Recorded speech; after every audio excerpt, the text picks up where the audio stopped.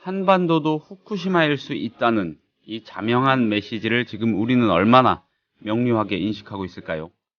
지금까지 발생한 핵사고의 대부분, 소위 원자력 선진국에서 일어났다는 사실 어떻게 생각하십니까? 국민TV 라디오 30분 책 읽기 11월 7일 목요일 순서 시작합니다.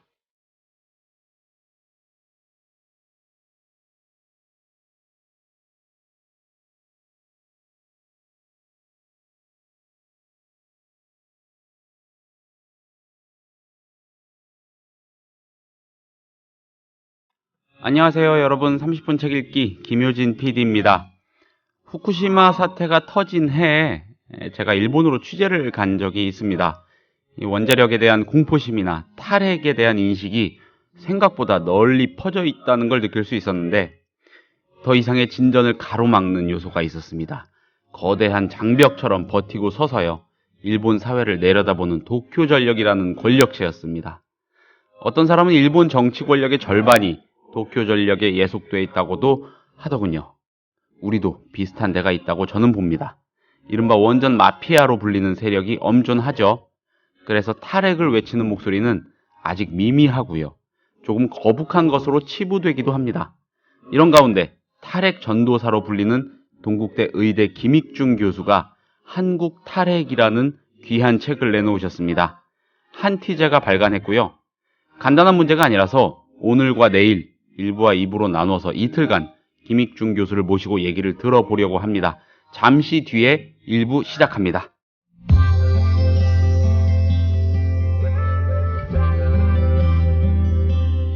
매일 아침 이 책 한 권, 국민TV 라디오 30분 책 읽기.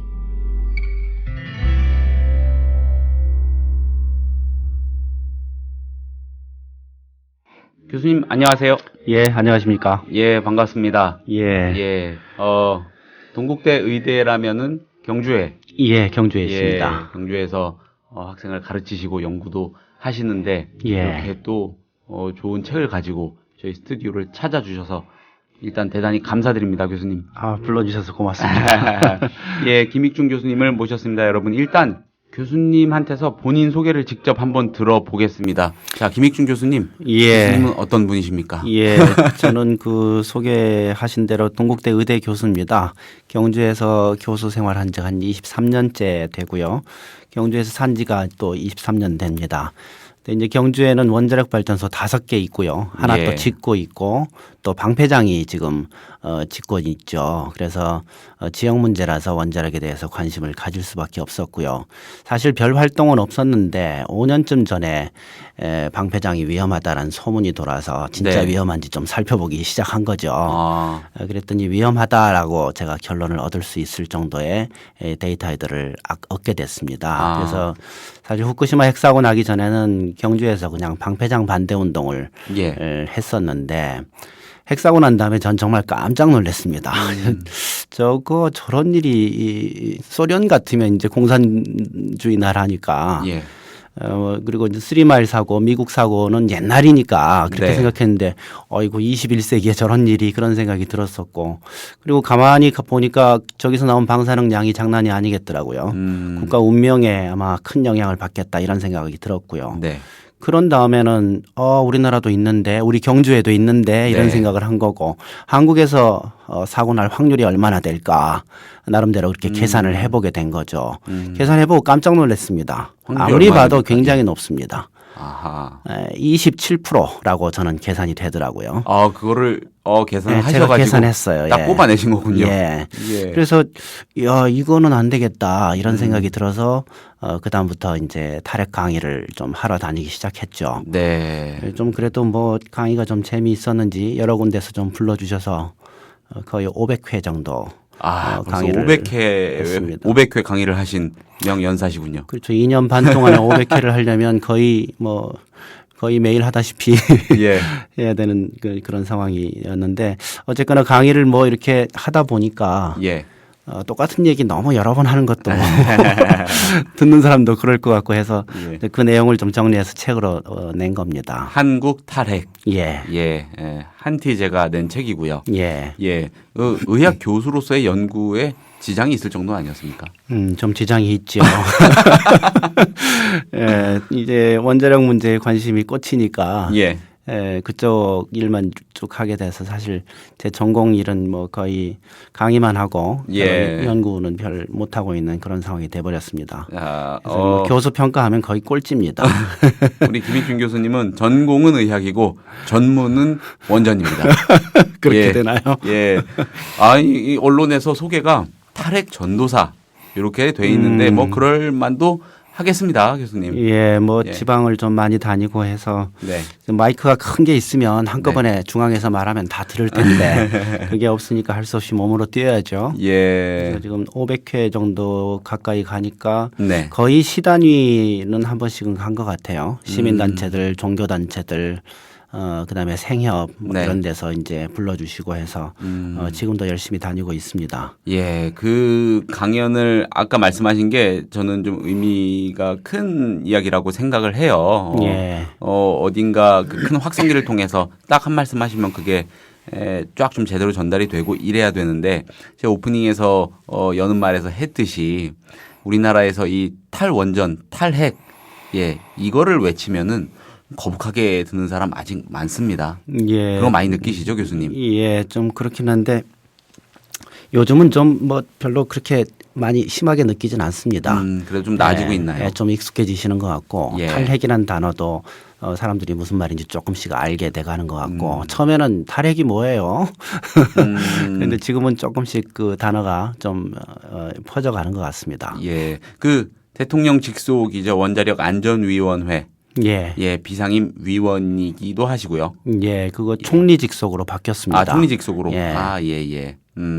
그러니까는 그 원안위는 원전의 위험성을 컨트롤하고 그렇죠. 그 안전을 관리하기 위한 그런 조직이고요. 그렇죠. 예, 뭐 그거에 대한 얘기를 내일 순서에서 또 좀 나눠보게 될 건데 예. 일단 오늘은 그 정도 소개를 해드리고요. 예. 자, 탈핵 강의 수백 회 해오신 것도 말씀을 해주셨습니다. 그렇다면은 일단 이 책에 대한 소개로 좀 들어가 봐야겠습니다. 예. 뭐 어떤 책일지 많은 분들이 짐작은 하시겠지만은 대체 무슨 책인지 어떤 책인지 직접 또 이거 역시 소개를 좀 부탁드립니다. 예, 제목은 한국 탈핵이고요. 예. 탈핵이라고 얘기하면은 핵발전소, 네. 핵무기, 핵자 들어가는 걸 모두 없애자 이런 얘기입니다. 탈은 뭐 탈피한다 네. 이런 뜻이니까요. 그래서 아마 그 원래 그 말을 제가 만든 건 아니고 아마 예. 선거 과정에서 진보 정당 어디선가 그런 예. 단어를 처음 말했습니다. 근데 그게 굉장히 이제 원자력 반대하는 운동, 예. 반원전 운동에서 좀 이렇게 어필을 했던 거고 예. 그래서 그 전까지 반핵 운동 그러면 어쩐지 뭔가 반대만 하는 사람이라는 느낌이 좀 들었는데 약간 불순한. 탈핵 그러면 이제 핵을 탈피하자 그렇죠. 뭐 이런 조금 더 적극적인 느낌이 들어서 그 용어가 이제 후쿠시마 사고 난 다음에 좀 정착을 했고요. 그래서 제목을 그렇게 붙였습니다. 한국도 탈핵으로 가야 된다라는 예. 뜻으로 한국 탈핵 이렇게 붙였는데 내용은 한국 탈핵으로 왜 가야 되냐, 예. 탈핵을 왜 해야 되냐라는 얘기가 많이 들어있고 그리고 그것이 가능하다 이렇게 하면 된다라는 그 방법론까지 예. 소개를 합니다.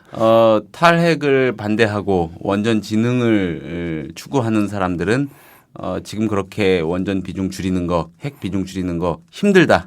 그렇죠. 현실적으로 안 그렇죠. 된다. 예. 그러면 우리나라 전력 대란온다. 그렇죠. 뭐 이러는 거 아닙니까? 예, 예. 그게 그렇지가 않다. 줄일 그렇죠. 수 있다. 요 근거를 제시하셨다는 그런 말씀이네요. 예, 그런 겁니다. 예, 궁금한 게 하나 있습니다. 예.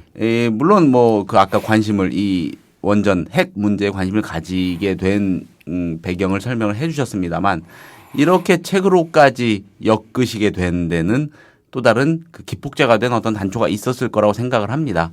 좀 구체적으로 어디에서 문제의식을 크게 느끼셨던 겁니까? 물론 이제 후쿠시마 핵사고가 굉장히 컸습니다만 네. 그 전에 원자력에 대한 반감이 굉장히 제가 커졌습니다. 왜냐하면 처음에는 이제 그 방패장 예. 지역 문제니까 네. 그거의 안전성에 대해서 이렇게 조사를 하고 네. 조사해 보니까 뭐 굉장히 간단해요. 이게 지하 100m에다가 동굴 파서 거기다가 10만 드럼의 노란 드럼통을 집어넣는 건데 폐기물을요. 예, 핵폐기물이죠. 근데 그 안에 물 들어가는 게 너무 명약관화합니다. 그리고 물 들어가면 방사능이 새는 건 뻔한 거고요. 그래서 이 방사능이 새게 생겼다라고 제가 확신을 가진 후에 정부한테 대놓고 물어봤어요. 정보공개 청구라는 게 있잖아요. 예. 그래서 이제 문서로 제가 물어봤죠. 경주 방패장 물에 잠기잖아요. 지하수가 굉장히 많이 나오는 것이니까. 그랬더니 정부가 답이 왔어요. 예, 잠깁니다. 그러면 그 콘크리트로 지은 방인데 콘크리트에 금 가면 그 안에 물 들어가죠. 그랬더니 물 들어갑니다. 이렇게 답이 온 겁니다. 그다음에 제가 절정적으로 또 물어봤죠. 그러면 방사능 새지요? 이렇게 물어봤어요. 예. 그랬더니 답이 예, 셉니다. 이렇게 답이 온 거예요. 예, 셉니다. 그러나 지진하거나 뭐 흔들려서 균열 상관없어요. 상관없어요. 콘크리트가 지금 저게 방패장이 300년간 안전해야 돼요. 예. 300년간 방사능이 그 안에서 가두어져 있어야 되는 겁니다. 굳이 근데 지진 같은 게 아니더라도 그런 게 균열이 갔을 수 있는 아니더라도 겁니까? 그럼요. 우리 그 아시잖아요. 그 콘크리트로 지은 건물들 언제 금가요? 10년 지으면 금가잖아요. 그렇죠. 20년 되면 금 커지고. 예, 비바람에 그렇지 않습니까? 예, 침식되고 풍화되고. 그렇죠. 예. 근데 이게 300년 동안 물에 잠긴 상태에서 금이 안 가냐? 이건 말이 안 되는 거거든요. 아. 그래서 금 가면 안에 물 들어가는 거고 물 그렇죠. 들어가면 방사능 나오기 시작하는 거고. 근데 이게 뭐라 합니까? 이게 보수공사라고 그러죠. 보수공사가 불가능해요. 그렇습니까? 예. 그리고 계획도 없고 이게 들어가는 진유 동굴 자체가 물에 잠기기 때문에 잠수함 타고 들어가야 돼요. 불가능합니다. 그래서 한 번 새기 시작하면 다 새거든요.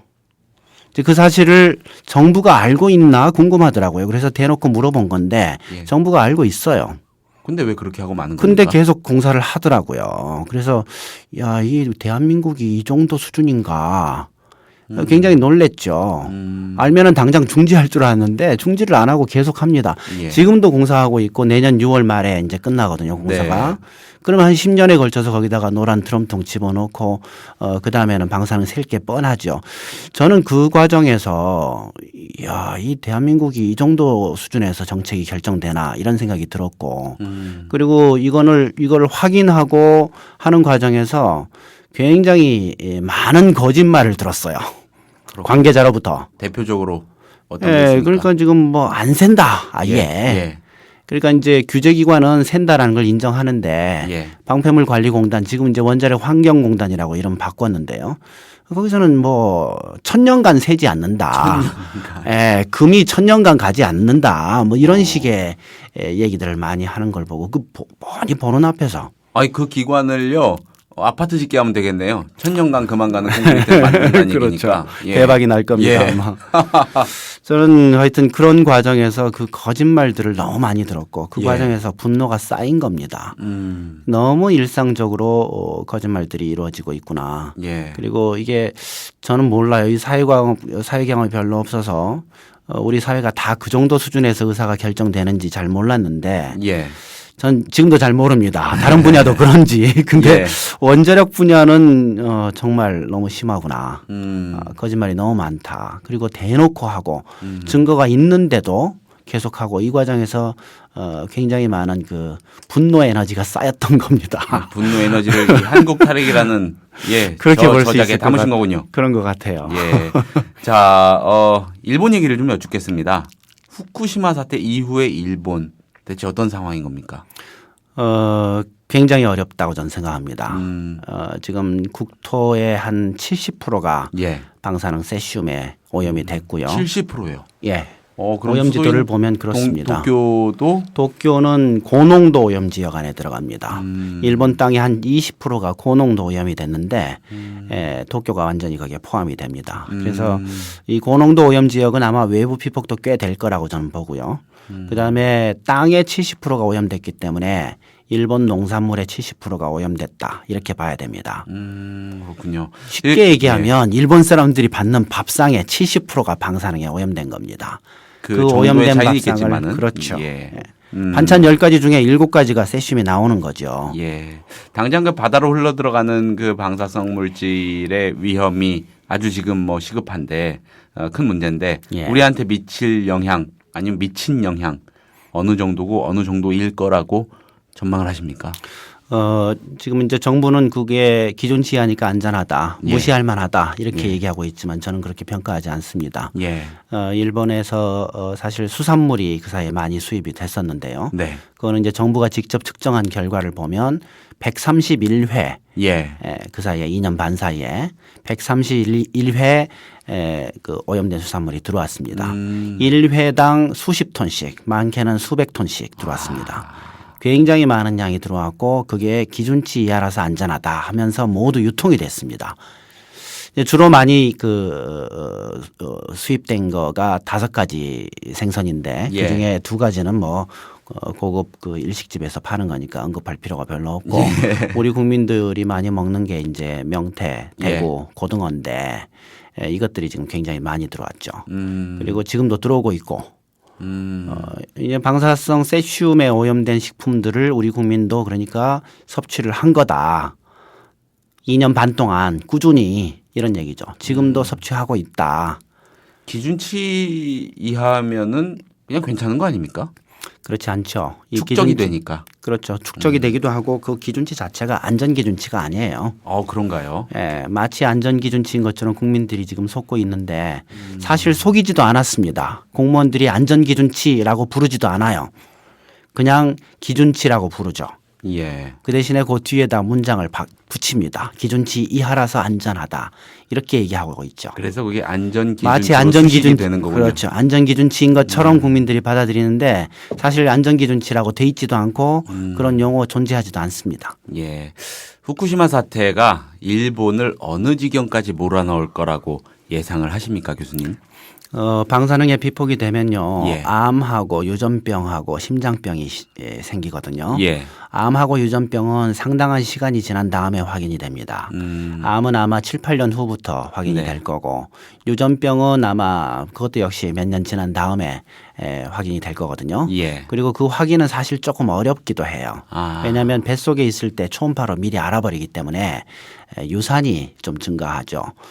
체르노빌 때 같이 그 기형아들이 태어나고 하는 일은 아마 없을 겁니다. 근데 문제는 심장병이죠. 심장병은 이미 보고가 되고 있어요. 후쿠시마 사태로 인한 심장병 환자가요? 예. 그거는 이제 학계에서 제대로 공식 보고는 아닌데 예. 뉴스에 상당히 여러 번 났습니다. 심장병 환자가 늘고 있고 젊은 사람들이 많이 늘고 있다. 전에는 노인들만 걸렸던 예. 병인데 지금은 그렇지 않다. 애들이 걸린다. 이런 얘기죠. 애들이 걸린다. 예. 참 무서운 말씀이네요. 예. 그리고 그 갑상선의 이상들 예. 이것들은 굉장히 흔히 지금 발견이 되고 있고 그런 이상들이 나중에 암으로 발전될 가능성이 아주 높습니다. 예. 그래서 저는 일본에서 앞으로 암과 유전병과 심장병이 창궐할 거다. 예. 그렇게 봅니다. 그런 일이 중요한 건 우리나라에서도 얼마든지 일어날 수 있다는 말씀을 하시는 거고요. 그렇죠. 사고의 가능성이 27%다라고 예. 선언을 하셨습니다. 그렇습니다. 그 얘기를 좀 해주시죠. 사고 확률은 좀 굉장히 궁금하더라고요. 예. 그래서 후쿠시마 사고 난 다음에 저는 그 핵사고의 원인이 뭔지가 굉장히 예. 궁금했어요. 예. 그 핵사고의 원인을 내가 알아내면 그러면 또 예방 방법도 알아낼 수 있지 않을까 네. 그런 생각도 한 겁니다. 농담이지만 사실 핵사고의 원인과 예방 방법을 알아내면 노벨상 받을 만하지 않을까 그런 생각도 좀 했었고요. 예. 그래서 핵사고의 원인을 좀 생각을 해보다가 과거에 3번의 핵사고가 났습니다. 예. 1979년도 미국 스리마일 사고가 있었고요. 네. 그 7년 후인 86년도에 체르노빌 사고가 네. 있었고 그리고 작년에 후쿠시마 사고인데 네. 이 세 사고의 공통점을 찾으면 핵사고의 원인이 뭔가 튀어나오지 않겠냐 예. 이렇게 생각을 한 거죠. 그래서 그 공통점을 찾아봤는데 스리마일 사고는 노무자 한 명의 실수였고요. 네. 체르노빌 사고는 과학자들이 실험하다가 터진 겁니다. 그리고 후쿠시마 사고는 자연재해잖아요. 그렇죠. 원인이 다 달라요. 공통점 찾기가 힘듭니다. 네. 거기다가 원자로 구조도 서로 다르더라고요.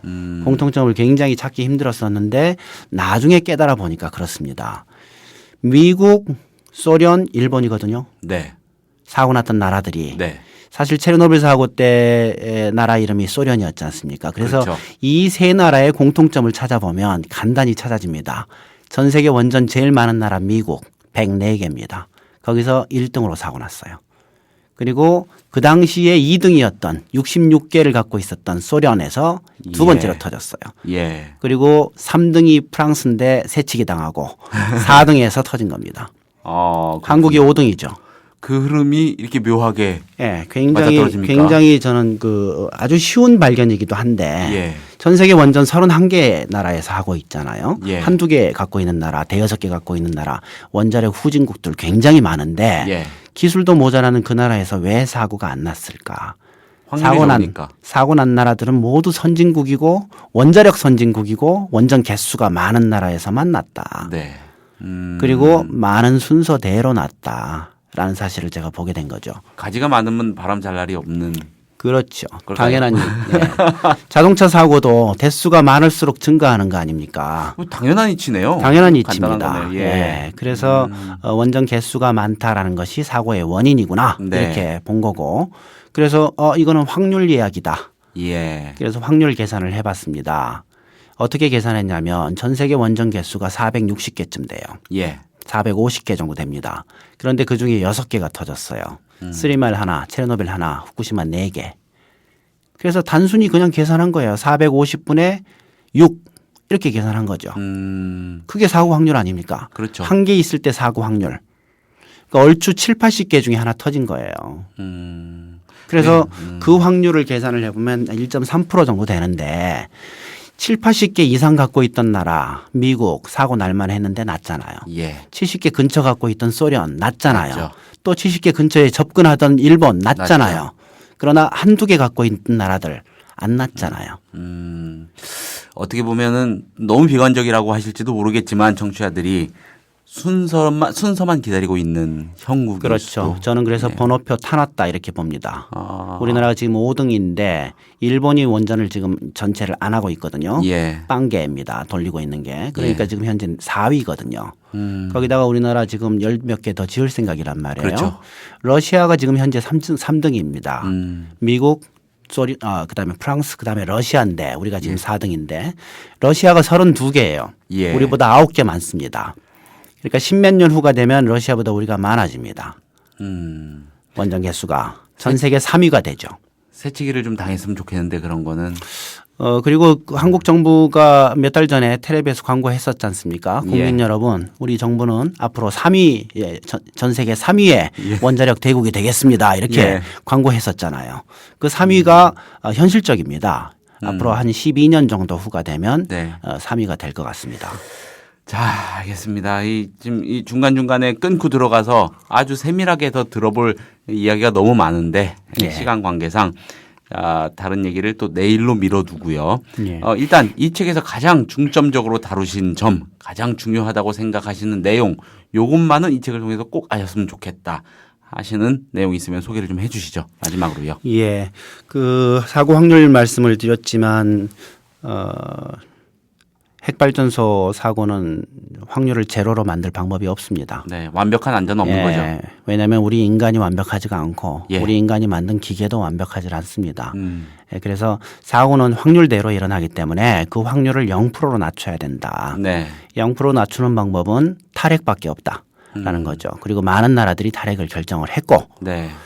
그리고 두 번째로 얘기하고 싶은 거는 우리나라도 탈핵 가능하다라는 얘기입니다. 예. 왜냐하면 다른 나라들이 하고 있으니까 예. 우리라고 못할 이유는 없지 않냐. 그런 얘기를 이 책에 담았습니다. 신재생에너지 산업이나 등등의 대안들이 마련이 돼야겠는데 예. 우리나라의 기술력, 우리나라의 수준이라는 거를 감안을 하면은요.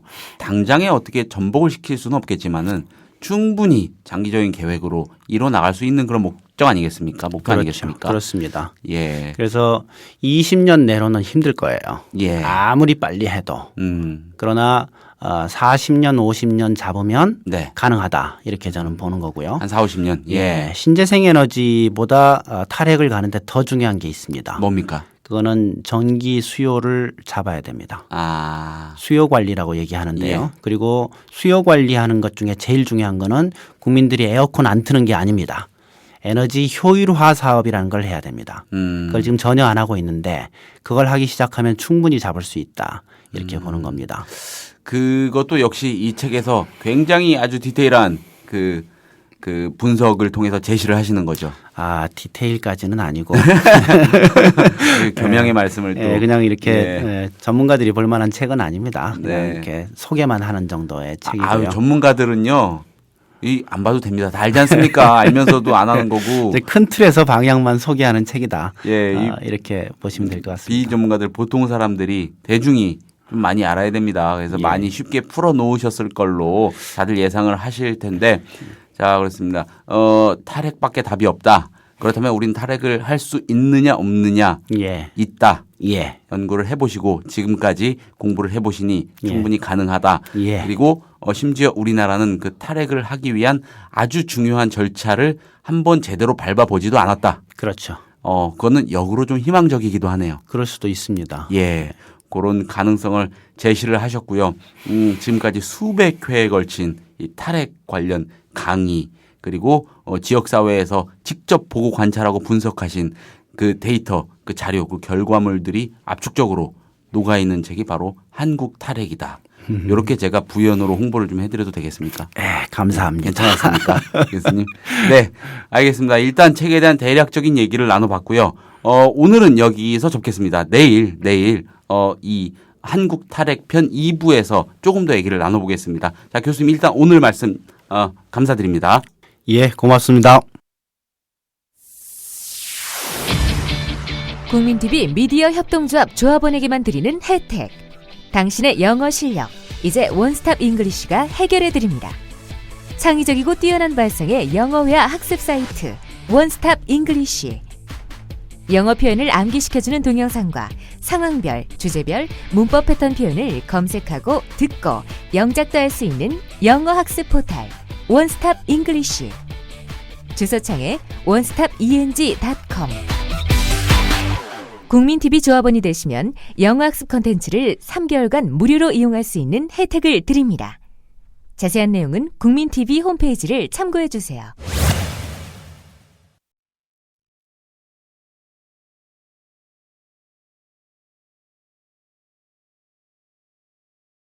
(30분) 책 읽기 11월 7일 목요일에 소개한 책은 김익중 동국대 의대 교수가 쓴 한국 탈핵이라는 책입니다.